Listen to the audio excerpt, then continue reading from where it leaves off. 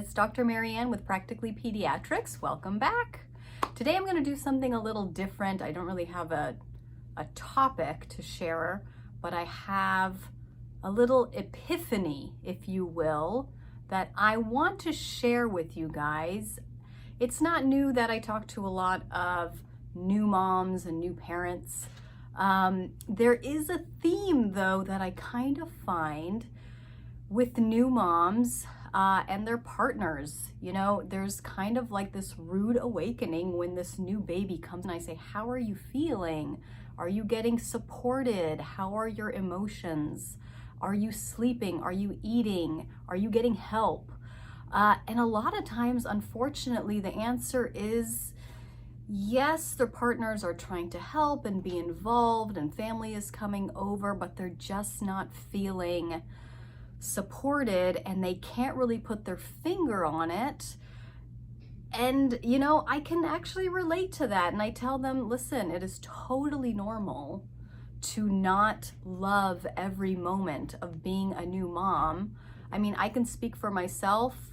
I struggled in the beginning being a new mom, and I was, not to sound egotistical, but I was kind of shocked that I was struggling so much. I mean, I am a pediatrician. I'm around babies all the time. I thought, oh, babies cry. I see that all the time. I get what the rashes are. I get what can go wrong, and I know how to fix all these things. So when I have my baby, I'm gonna be easy breezy and not freak out. And my husband is also in pediatrics, so he'll know what to do and he'll know how to jump in. But that wasn't the case. Why is it that partners don't seem to have their head in the game once this baby arrives? Why is it that the parent that carried and birthed the baby is doing 20 times more than their partner, or it at least feels that way? Why do the partner of these mothers seem to kind of lag in their parenting role or seem to come up short? This is the epiphany that I came up with.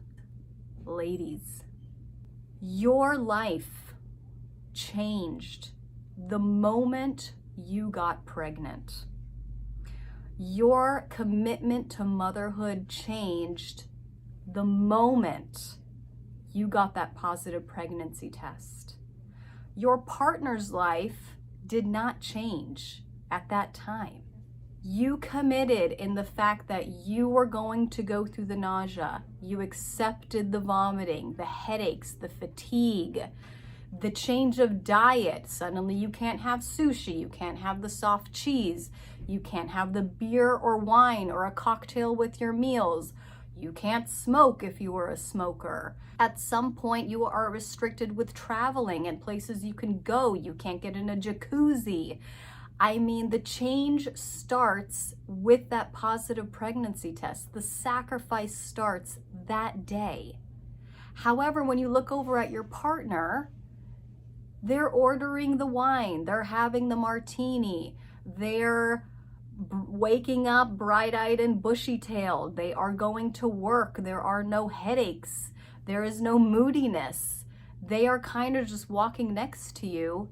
However, without the need to really physically or emotionally commit yet. So by the time you have this baby, you have committed and sacrificed for about 9.5, 10 months. Your partner commits the day that baby comes out of your body. So you have 10 months on your partner to mentally and emotionally switch into the role of a parent, and your partner is now 10 months behind mentally and emotionally. And that is why you guys can look at each other and say, where is your head at? I mean, what an epiphany, right? Mind blown. All I'm saying is have that understanding. Try to find the patience and the compassion for your partner. lagging emotionally, lagging in commitment to this huge change. And this is something that has come up time and time and time again. It is just what it is. It is so common to feel disconnected from your partner after a new baby arrives. I mean, I usually tell parents, you're gonna hate your partner, and that's normal. But try to communicate. Communication is key. Even if you don't know how to communicate what you want, because a lot of times you don't know what you want. You just want something, I don't know, but it's not this. And a lot of times moms just want their partners next to them, to hold their hand. There's no solution to some of these issues, but you have to understand that your partner is new to the game. You are a senior in college and they have just started freshman year. I mean, they literally just showed up to the campus of parenthood. So sometimes you do need to communicate things that are very obvious to you. I need you to sit here and just be with me while I breastfeed this baby. I need you to not watch TV right now and just talk to me about something fun. I need you to take this child so I can just have a long drive in the car. I need you to not make plans with your friends. And yes, you have to sit with me and be bored and overwhelmed here on the couch. I just want you here. And that's hard to do. That was hard for me, to ask for help, to admit that I couldn't do it. That was really hard for me.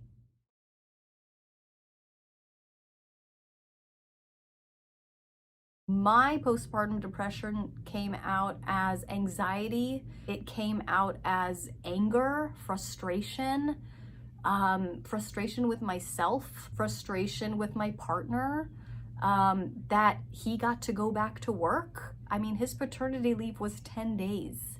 And 2 of those days, or 3 of those days, we were in the hospital. So really, I had 7 days of some, physical partnership with my husband. And then he went back to work. And on top of that, he works nights and days. So there were times where I was home all night, up with the baby alone. And by the way, my first child was very high maintenance and extremely colicky.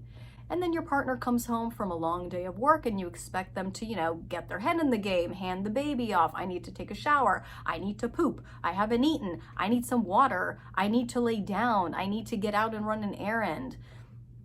And sometimes your partner falls short. Well, it's like, well, I was at work all day. I mean, I'm tired too. I just worked a 12-hour shift, and on and on and on. And now there is loneliness, and now there is resentment, and now there is this feeling, I think, on both sides of what did we do to our simple, quiet lives? And I am here to tell you, number 1, it does get better. Number 2, it is totally 100% normal for there to be an emotional and physical disconnect between your partner. But it does get better, and it will pass, and you guys will come together again. You guys will find a rhythm. Everyone will kind of know the role, and you guys will be a well-oiled machine. Your baby is going to be surrounded with love and support, and you guys will get there, I promise you. And if you don't, get a good therapist. That'll help you out. And that is my message to all the moms on Mother's Day. Happy Mother's Day.